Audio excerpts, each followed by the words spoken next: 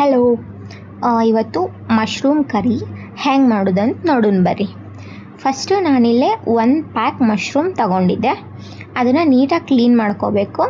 ನೀರೊಳಗೆ ಸ್ವಲ್ಪ ಉಪ್ಪು ಮತ್ತು ಅರಶಿನ ಹಾಕ್ಕೊಂಡು ಮಶ್ರೂಮ್ನ ಕ್ಲೀನ್ ಮಾಡ್ಕೋಬೇಕು.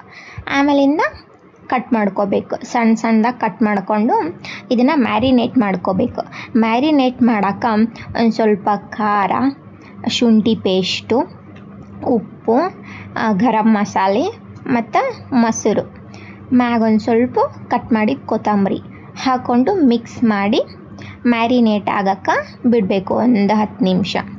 ಅದಾಗಿಂದ ಒಗ್ಗರಣೆ ಹಾಕಬೇಕಲ್ಲ, ಅದಕ್ಕೆ 1-2 ಮೆಣಸಿನ್ಕಾಯಿ, ಕಟ್ ಮಾಡಿದ್ದ ಉಳ್ಳಾಗಡ್ಡಿ ಹಾಕ್ಕೊಂಡು, ಆಮೇಲೆ 1 ಟೊಮೆಟೊ ಮಿಕ್ಸಿ ಮಾಡಿ ಹಾಕ್ಕೊಂಡಿದ್ದೆ.